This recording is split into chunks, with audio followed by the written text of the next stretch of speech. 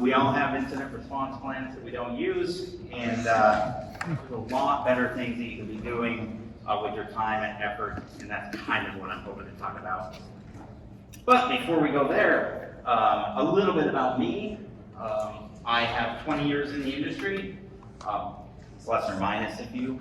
I have 8 years at Sentinel Technologies, which is the company I'm currently with, and then 7 years in international ops as well, focused around data center technologies, implementation, and security.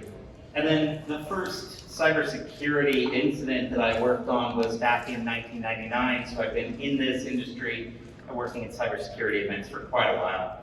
I do want to point out it took me a little while to get the GrrR in this. I feel like an idiot actually, so forgive me on that one. Essentially, I looked at the GrrCon website, saw the pirate patch, went, GrrR, great, it's all about pirates, right? And then I get my airplane ticket the other day, and realize GrrR, yeah, that was interesting. The other thing I want to point out, yes, that is actually a picture of me when I am a child. As you can see, I am balding a little bit here, so my good looks have disappeared a bit. All right. From there, a few things I'm going to go through.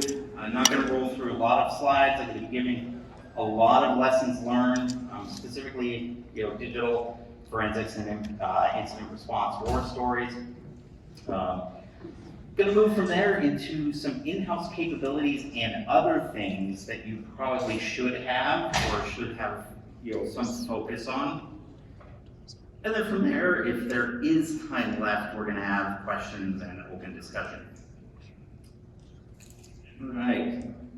First and foremost, this is that incident response plan I talked about. We have a whole bunch of different things that can go in an incident response plan. And many of you, curious actually, how many of you have developed or have an incident response plan in your organization? A lot of you. All right. Question, how many of them are one page? 10? All right. I've seen incident response plans that go anywhere from a single half page all the way up to a couple of hundred pages for an incident response plan. What that means is that there's about 1,000 different ways you can develop one of these. And if you Google incident response plan template, you'll see about 5,000 different versions, and they all look different. The point is that they all are going to have some or all aspects of what's on this list.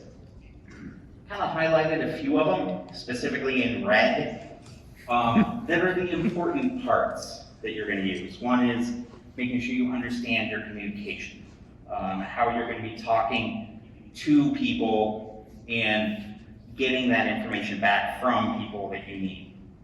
Moving down the list, you should have a priority list. And I call them priority lists, you can call them whatever you want, but it's basically the order in which you need to recover your critical business systems, right?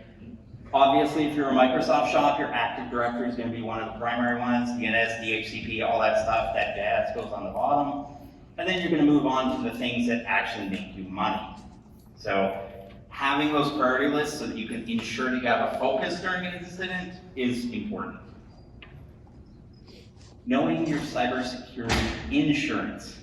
Now, in the previous talk, the gentleman that was speaking mentioned that cybersecurity insurance, isn't necessarily that important, and I kind of agree with him because cybersecurity insurance, like he said, you just have money set aside to handle an incident, but it's not necessarily going to buy you much. But that money is important, and making sure that you have the ability to get the legal aspects of that cybersecurity insurance is important. Now, I can tell you that over the hundreds of cybersecurity incidents that we've worked on over the last few years, 0 of the companies we've engaged with could tell me on the first initial phone call who their cybersecurity insurance carrier or provider was, nonetheless what type of coverage they had. So it's very important to have that information handy. Outside of that, reporting requirements. I'm going to talk about that later. There's some very interesting war stories around that one. And then recovery procedures. That's an optional one, but I really like it. Several of the incident response plans that I've seen in the past, we've had recovery procedures for how to rebuild from scratch your core business applications, your CRMs, your HRMs, your warehousing systems, your order taking environment, your website, etc. So having those recovery procedures can be critical. And that can even go into your BCP plan, a few things like that as well. All right, here's the fun part, the stuff I'm gonna actually talk about that's beyond the incident response plan. We're gonna go into some superhero war stories, a little humor there. Essentially what that means is we're just talking about the experiences from the trenches. So first and foremost, I do want to talk about MSAs. These, for those of you that don't know, means Master Services Agreement. How many of you work with clients on a routine basis? A couple? A few? How many of you have customers that do business with you? And how many of you are customers with other companies? I would hope I would see everybody's hands raised at some point. And in most cases, if you're buying from a company or selling to a company, you have a master services agreement in place. The question is, do you know what's in them? So, I'm gonna go back to a story. A large company, medium company, honestly, had a cybersecurity incident. They had ransomware in their environment. Some key systems were encrypted. We are certain, based on that flow data, that information was taken from their environment, though we couldn't be sure 100% what was taken. During the first couple days of the incident, a major financial organization, bank, if you will, called them up and said, "You have a cybersecurity incident." Answer was yes. Well, why didn't you tell us? Well, we were going to be letting our vendors know and our customers know over the next couple days. Turns out in that MSA, they had an obligation they agreed to inform this bank that they had a cybersecurity incident within the first couple of hours. And that really irritated that organization, that bank. And what we learned from that was that further in that MSA is that if this organization that had the incident did not contact that bank, did not work with them on the forensics investigation, that very large bank had the opportunity contractually to go in, step into that company, into that organization, and take over the forensics investigation with as many people and as much tools and equipment as they needed to ensure that that forensics investigation went well. And here's the catch. The client, our customer who had that event, would be responsible for the cost of that investigation. So can you imagine a very large bank walking into your small, medium-sized business with 300 people to perform a very fast forensics investigation? Do you want to know what that bill is? Yeah, I don't want to either. So it's very important to understand what's in your MSAs. Same customer had 230 master services agreements. It took the law firm that was reviewing those over 10 days to evaluate what was in them, what the reporting requirements were, because not a single one of them was the same, right? So that's one of those things that when you're in an incident, you need to be prepared to handle that communication and know what you need to tell your customers, clients, vendors, etc. And I guarantee you, most of you in this room don't know that, right? So outside of that, I want to go into the next phase there, which is you better call Saul. This is your legal team. Hopefully you have someone better than Saul, although he is decent. question is, when do you make the call if you have a cybersecurity event? The answer to that is now, right? The instant you know about that event, you need to be engaging legal. There's a couple of reasons for that. We had a client that had a cybersecurity event and did not engage legal, did not engage their cybersecurity insurance. They opted not to. And out of that, we were doing the recovery and forensics work for them. We advised them several times, and by several I mean a couple hundred, over the course of a couple of days to contact legal and engage Greeks counsel, etc. So they asked us and our forensics team to join a phone call, internal call to them, and so we did. And when we got on that call, we were put on the hook by them including a couple of third parties that don't work for them, that are their clients in that call.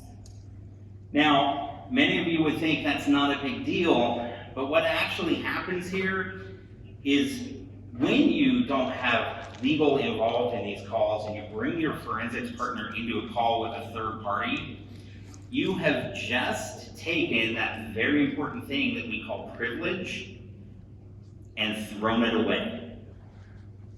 Right, because the instant you allow your forensics company or you ask your forensics company to start sharing information with a third party, you are basically saying this information is public.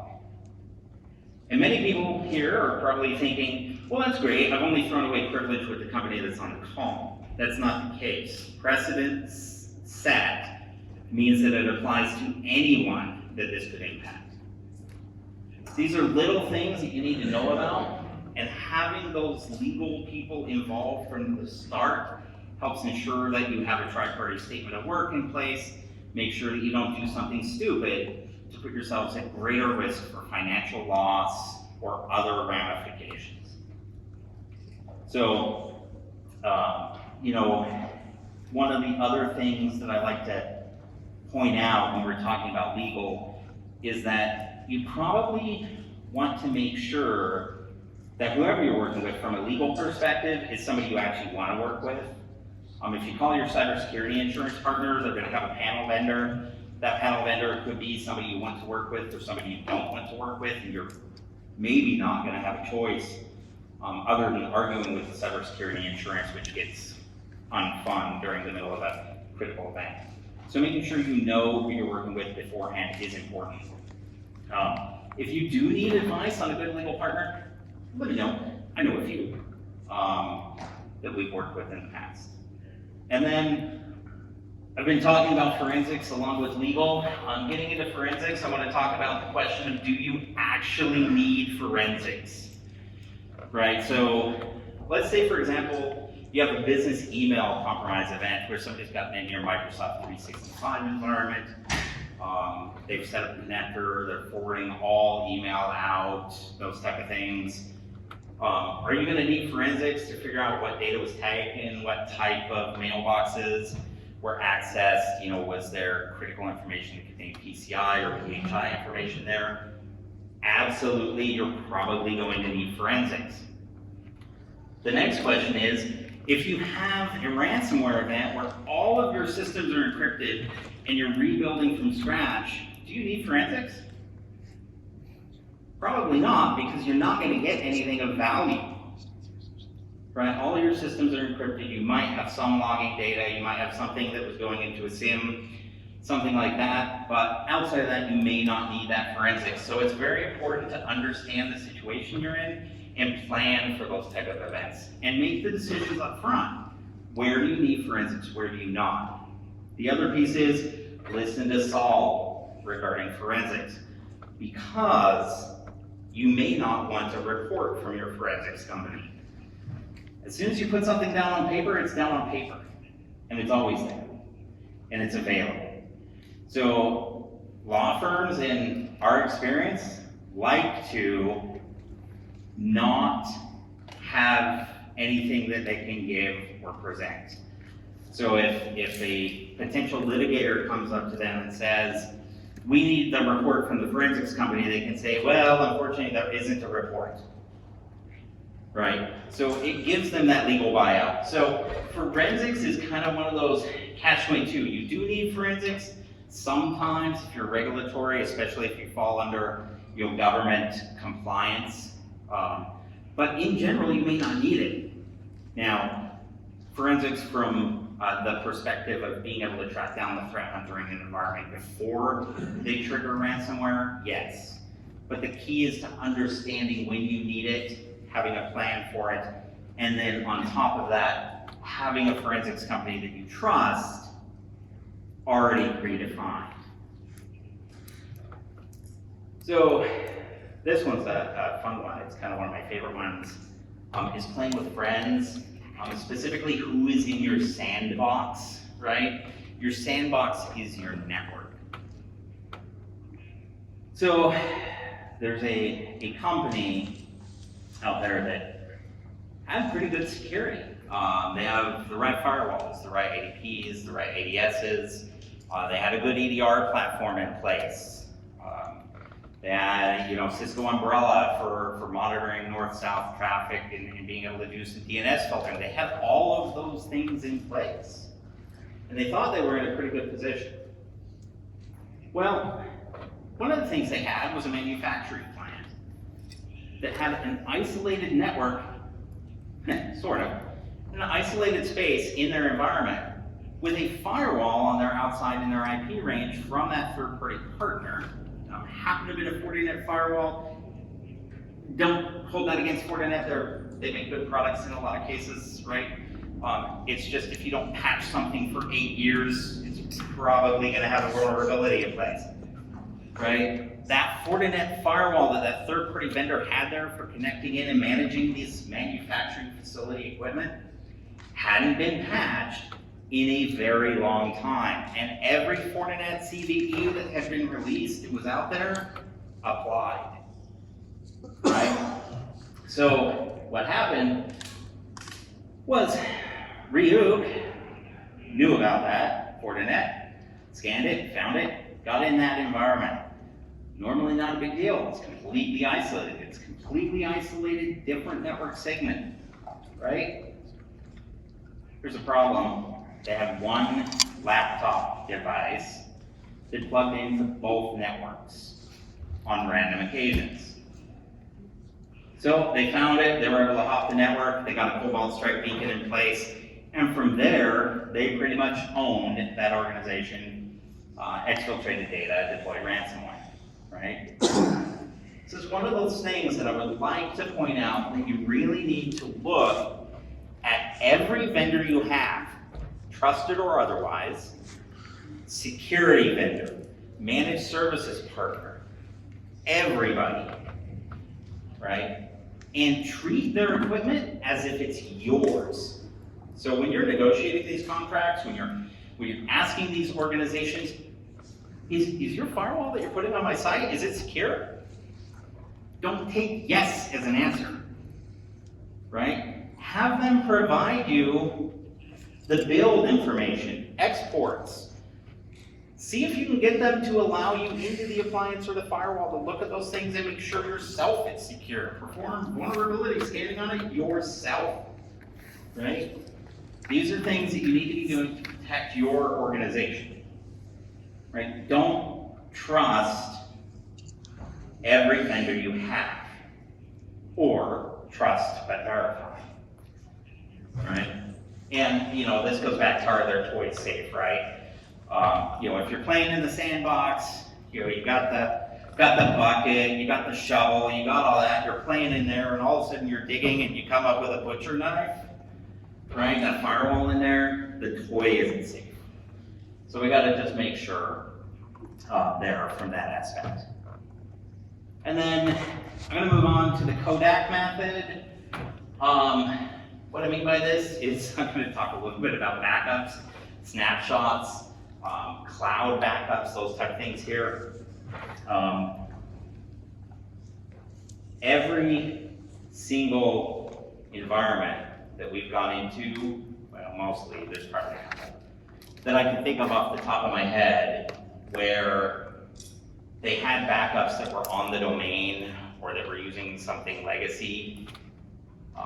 those backups were either destroyed or modified, right, by the threat actor. So one experience I'll tell you is a fun one, right? Veeam, again, nothing against Veeam. They actually make a pretty decent product if you configure it correctly, deploy it correctly, and maintain it correctly. The Veeam environment was configured. Backups were happening. Those audit logs from the Veeam backups were going to the systems administrator every day. And those came up from the system administrator. They said, your backup has completed successfully. Backup administrators look at those and say, great, my backups are working, I'm fantastic. Here's the problem. The threat actor, 3 months prior to deploying ransomware, had gotten in there, and gotten access to the Veeam, and actually not deleted the jobs, not deleted the backups, but went in and modified the jobs. And instead of having the check marks for the C, D, E drive and the application, application integrity checks, they actually unchecked everything. So all they were backing up was nothing. But the jobs were still successful every single day. Right? So those logs that you get from your backup system or those emails you get where it says successful, don't just read it in the subject line where it says successful and file it away. Look at it and make sure that your backups are actually working and they haven't been modified from what you expect. Another instance that I want to bring up regarding backups. So your production information is on your storage array. Your backup is going to the same storage array. Well, what happens when that storage array is a very old version of a NetApp? Again, nothing against NetApp, blah, blah, blah, you get what I'm saying. When that old NetApp that was running SMB 1.1 under its management environment gets encrypted and you can no longer get to your data, you've now allowed them to encrypt not only your production data, but your backup data. Right? So it's very important not to back up your production to your production system. That sounds common sense, but it's actually really common. And then snapshots, not backups. They certainly are not backups, but I'll tell you, they've saved a lot of our customers many, many times. Snapshots, proper backups, preferably backups that are immutable, are very, very good in tandem. Because most threat actors, they're not going to know how to get into a storage array and disable your backups unless you make it really easy by having it on the domain and logging into it and keeping that password in a SAM database somewhere, right? So be smart about how you handle that. Make sure you have multiple copies of things, and where possible, replicate them to other locations. And the one thing I want to point out is it's very common industry practice to have copies on site, copies in another location, and then a copy in the cloud, right?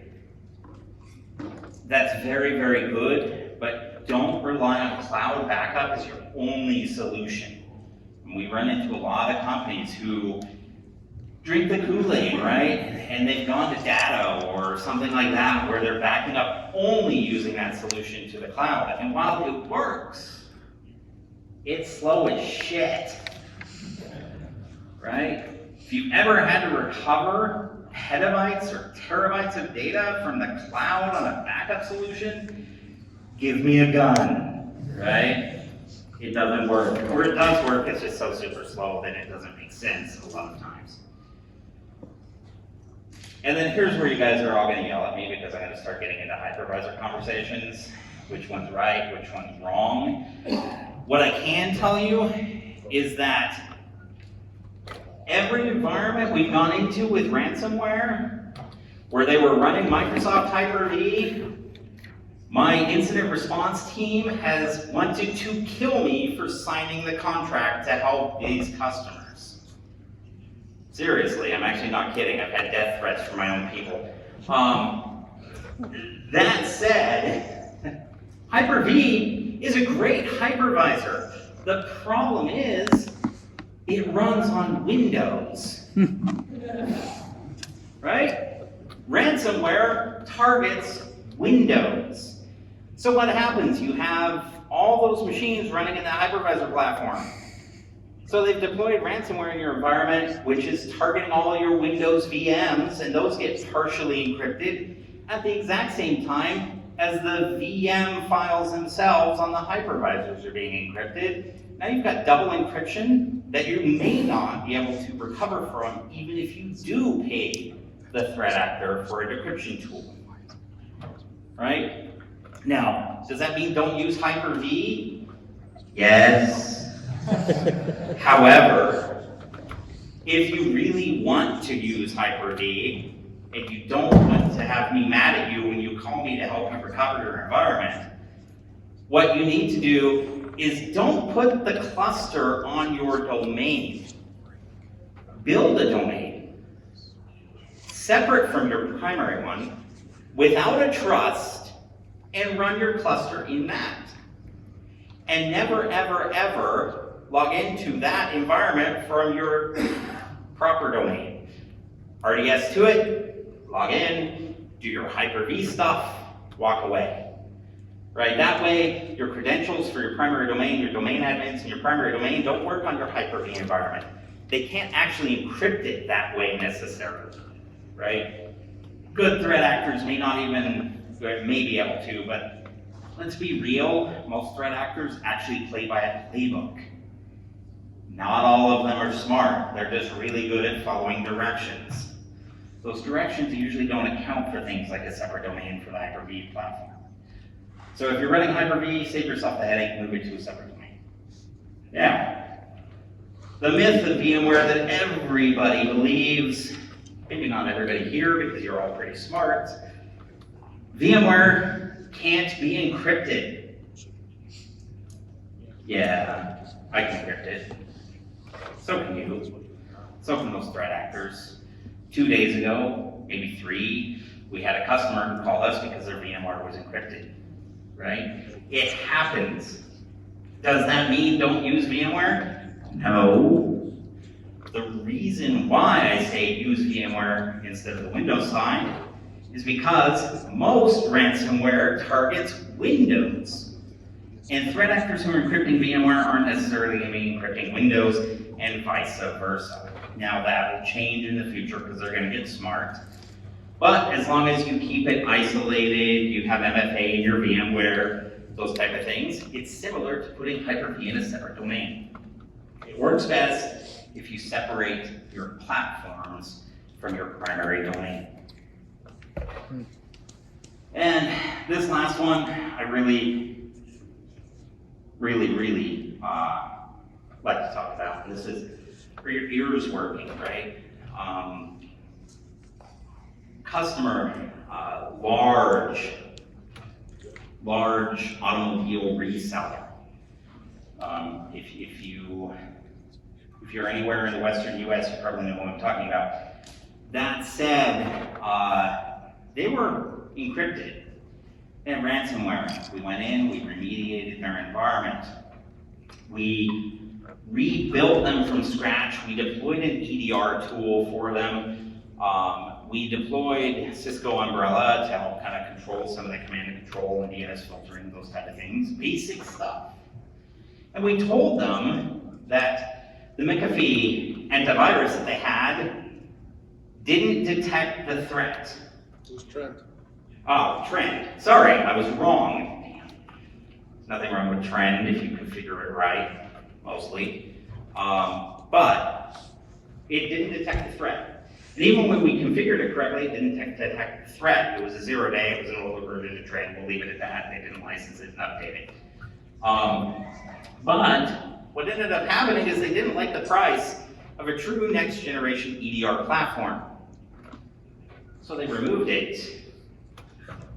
Guess what happened? 2 days later, they called us again. Because they were re-encrypted. Right? Because they hadn't taken the time to listen to us and re-image all of their laptops before bringing them back into the environment. So they allowed laptops with the EDR tool removed to connect back to the network and re-encrypt. The other thing is we hear so many customers who come in and don't ever want to change their passwords in their organization. Yes, their password policy is 8 characters long. It requires a special character in uppercase, a lowercase in my mother's maiden name. I don't know, whatever, right? It's a complex password, right? I can hack that, crack that with a rainbow table, whatever, in like a minute and a half. Seriously. They don't want to change those. So we explained to them that a threat actor has gotten in the environment.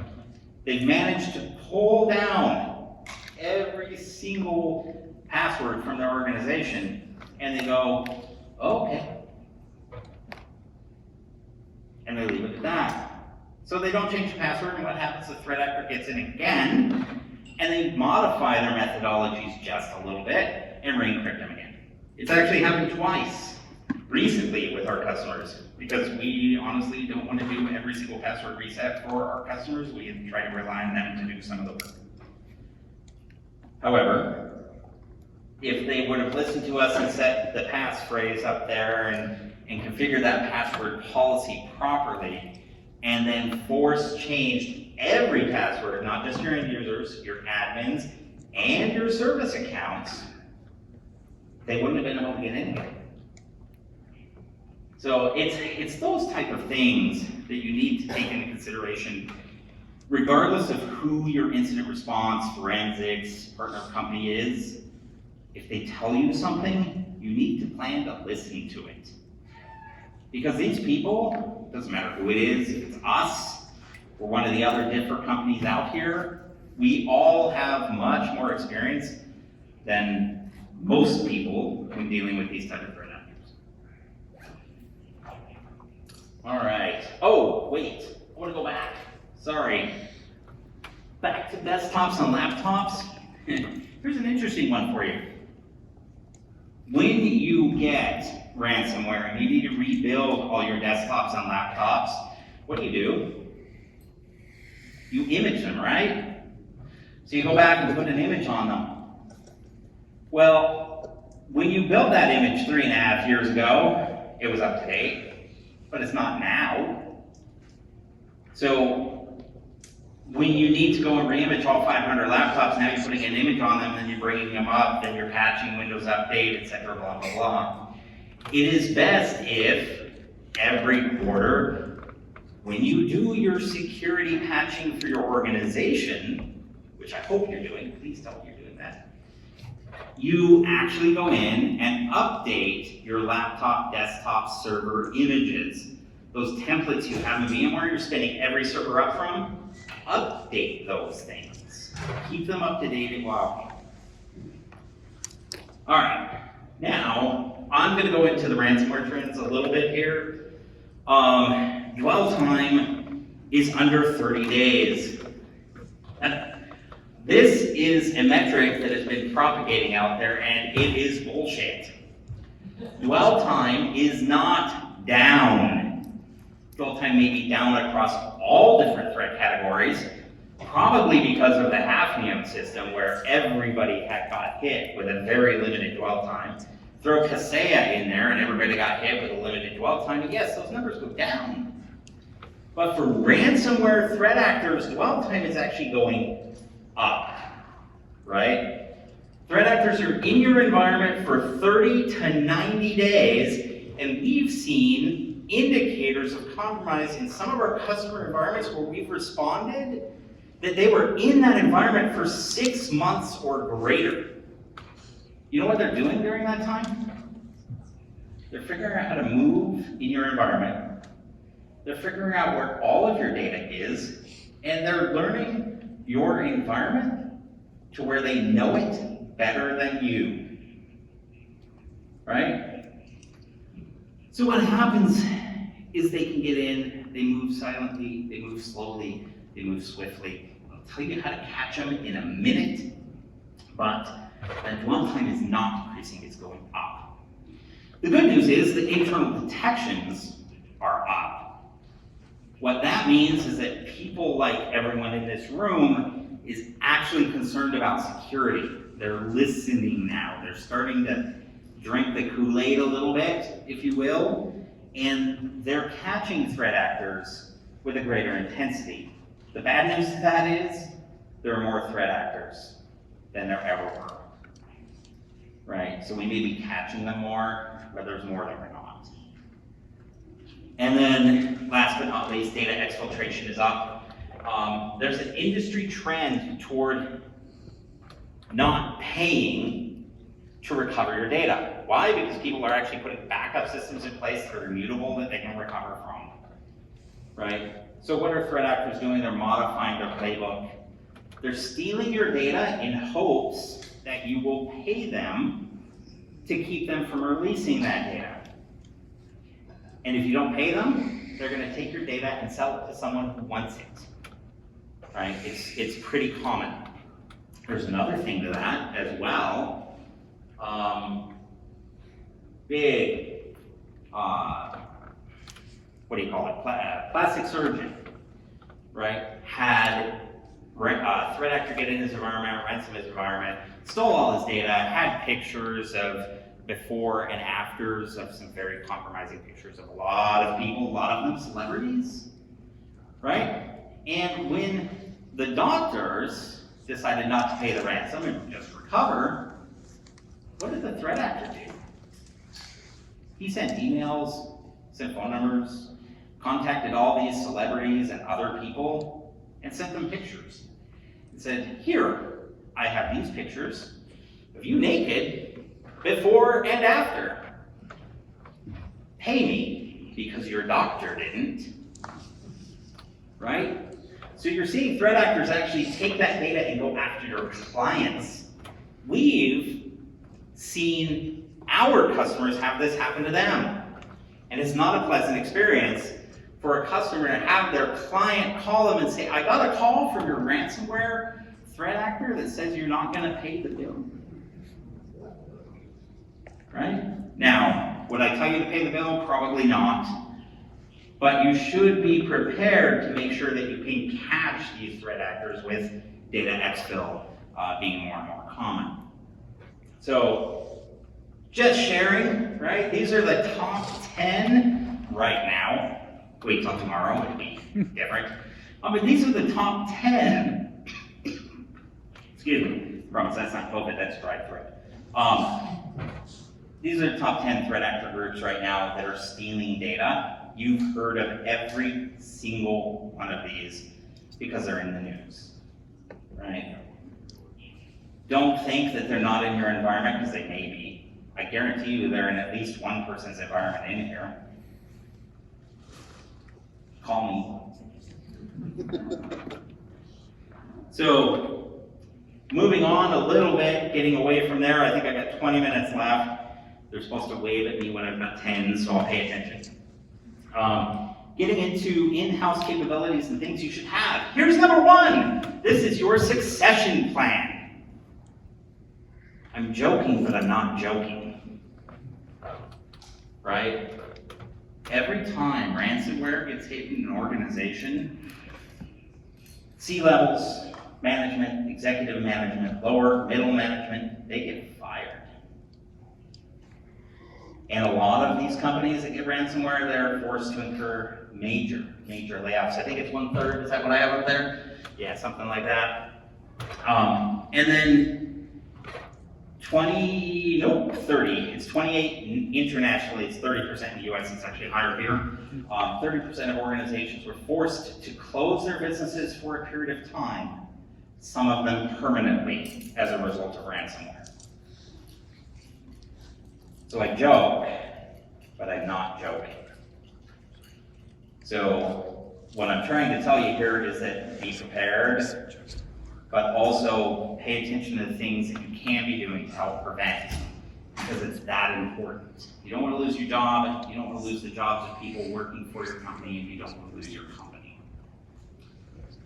All right, the next one, forensics. Internal forensics, and I use forensics loosely, right, in this case. A lot of you have a SIM and a SOC, you have EDR tools, you have your dark trace appliance, which by the way, very good appliance. You have those type of things in your environment. They're there and they're looking for all of the things they know about, right? They're looking for those indicators, they're looking for those anomalous behaviors. What I'm telling you you need is not just that. You need a basic threat hunting capability internally. And what I'm saying there is that every day, stuff in your organization happens, an LSASS read, an installation of an application, things like that that are very legitimate business use cases. PowerShell scripts get run by IT staff. Those things are often whitelisted, or they're using normal processes, Service 32, things like that to run that your EDR tool isn't necessarily going to flag. But threat actors use those too because they look like legitimate things. So what you need is somebody who understands the methodologies of the threat actors, who can go in and start looking at that data and looking for the bad in the good, right? So that's what I'm talking about when I'm talking about forensics internally. I will tell you, most organizations do not need to build a forensics practice internally. You don't need Magnet Axiom. You don't necessarily need your Kali Linux box and all that in place to be able to go and parse and build images and stuff. Instead, save the money, put it on protecting your organization, and just have a forensics firm that you trust, right? Contract that stuff out. That happens once a year. Maybe you need to go in and do some e-discovery on a laptop. It's cheaper. Use the money for better things. Now, next up, right now, today, could you identify if there was a threat actor in your environment? Show of hands, how many could? A couple of you, how are you doing it? Very carefully. What tools are you using? PR, sales. I like you already, keep going. Okay. SIM, everybody SIM? All right, I'll give you a few more. EDR, I like, it's a very good tool, important to have. What I'm gonna tell you that most people aren't doing is honey. They're not spreading honey in their organization, and we like lots and lots of honey. My name is Winnie the Pooh here, I like honey. I want honey documents, I want honey accounts, and I want honey databases. One of the most important ones that you can have out there actually is the middle one there, and it's a honey account. Build a domain administrator account that's in your domain admin. Take that and log into it one time. Put a super long enter key password in it, 32 characters, 6428, don't care, because you're never gonna need to know it again. Right? Log into it one time. Don't disable that account. Instead, go in and change the login time permissions on that account to be 0. So they can never log into that account. But what happens is when a threat actor gets in there and they see that account that's named backup admin, right? And they see a long login time, they're gonna go, okay, I'm gonna try this account. I'm gonna try to log into that. And because the login time is 0, they're gonna get a very special alert in your logs. If you're watching for that alert, you're gonna catch them. Things like that are gonna help you. So honey docs, honey accounts, honey databases. There's a company out there that does this all for you. You can do it all for free, or you can pay a TiVo, don't really care, just do it, right? And then east-west and north-south monitoring of your network. Most organizations have some type of north-south monitoring, whether it's an IDP, IDS, or it's something like Cisco Umbrella, or something else. Most companies don't have east-west. So go get yourself, I think somebody's in here from ExtraHop, somebody's in here from Darktrace probably. Somebody's in here from Cisco Stealth Watch, all three of those, any of them will work, right? Our pen testers actually hate Darktrace. Pen testers always say that Darktrace can catch them. I mean, there's ways around it, there's ways around everything, but you want something that's going to catch the majority of threat actors, and Darktrace works really well. And no, I don't work for Darktrace. That said, next question. If you had ransomware today, could you tell me if they took data from your environment? So the people that told me down there that they could tell if someone was in, could you tell me if they took anything from your environment? Okay, probably. I assume you're doing that with one of these two tools, NetFlow or something like Darktrace, right? To get that east-west and north-south monitoring. NetFlow is probably not my first suggestion, although it's very important because NetFlow will only tell you volumetric data, whereas something like Darktrace will tell you what data, or at least what system, depending on how you configure this stuff, right? So definitely want to look at those things. I do recommend having those in your environment. It will help you respond to an incident. I think I got a couple minutes left here. I'm gonna move on to this guy, SIM and SOC. So I'm gonna tell you what you have is not enough, probably. There are a few of you, a couple of you back in the back that may actually be good. But what is the point of everything that I brought up today if you're not watching the data, correlating the data, and alerting on that data every day, every minute of every day, all year long, right? Threat actors need eyes on them, otherwise they're gonna get around in your environment. So for SIM and SOC, you have your traditional sources that most people bring into those things, your firewalls, IDP, IDS, etc.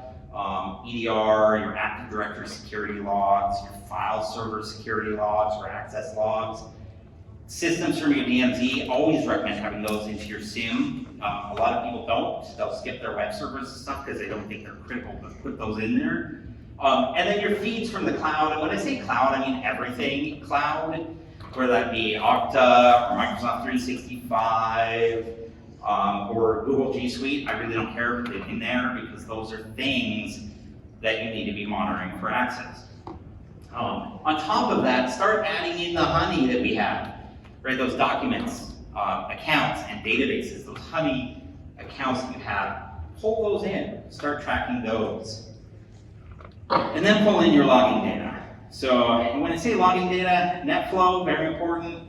East-west from your Darktrace appliance, please pull that into your SIM. Perfect. And then tuned syscall. Don't just dump syscall into your SIM, you'll get alert fatigue, you'll get noise. Tune it, listen to it really well. And then this one, this is a big one. Every single ransomware event that we've had in the last 3 years, and yes, every one, has had process creation occur via the command line for something like Cobalt Strike or some other type of beaconing agent. And I can tell you that every single company that we have responded to in the last 3 years has not audited for that. Add that into your SIM. If you take one thing away, add that. Because that's what threat actors are doing, right?